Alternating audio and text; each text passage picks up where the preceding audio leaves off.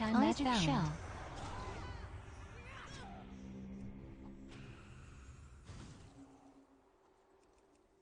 Divine shield.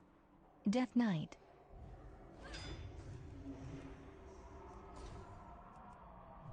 Bubble down. Hammer of justice.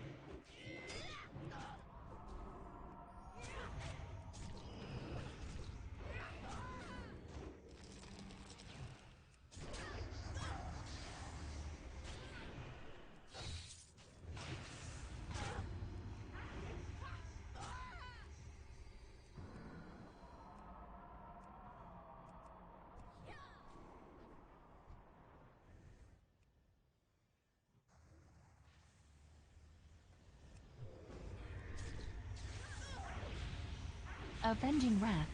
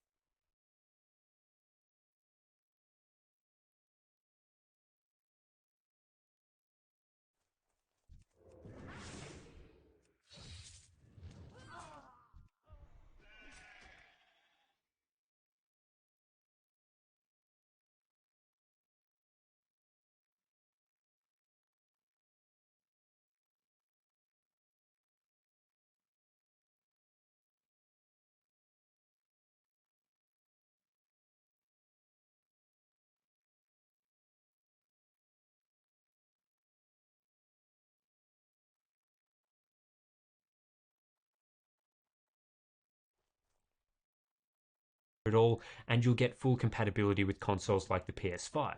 However, Sony hasn't enabled a 144Hz refresh rate over HDMI for whatever reason. It's limited to 120Hz even on PC, which seems to be more of a firmware limit than a hardware limit. I'd like to see 144Hz enabled for PC gamers over HDMI 2.1 via a firmware update, as the ports should have the bandwidth for it. As for the OSD, Sony has thankfully included a directional toggle, and their interface is easy to navigate. For a first re-entry to the gaming monitor market, it's surprisingly feature-packed, including all the options that most brands offer these days, such as crosshairs, frame rate counters, black equalizers, and even a KVM switch. The main omission here is that there's no backlight strobing support, which is difficult with an FALD backlight, but will no doubt be disappointing for those that like using strobing to increase motion clarity. Speaking of motion clarity, let's take a look at response time performance. Sony provides 3 overdrive settings, the first and default setting being standard, which at 144Hz provides a 9 millisecond response time average. Do note here that we are testing with local dimming disabled for now, so this represents how the LCD performs without any backlight adjustments, and is closest, in my opinion, to how the display will operate most of the time.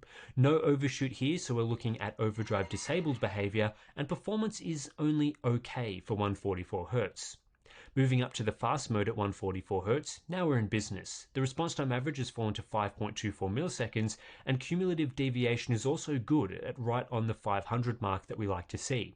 There is a small increase to overshoot, but this won't be noticeable while gaming, making the fast mode the best mode to choose for high refresh gaming on this panel.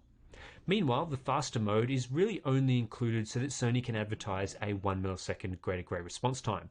Not a fan of this practice, as to achieve a best case response around 1 milliseconds, the display produces a high amount of overshoot and cumulative deviation becomes worse than the previous mode, so for practical use this mode is not recommended. For gaming using a variable refresh rate, the fast mode is also my preferred mode. Performance holds up really nicely, even down to 85Hz, where this very same mode is still usable and delivers around that 5 millisecond response average.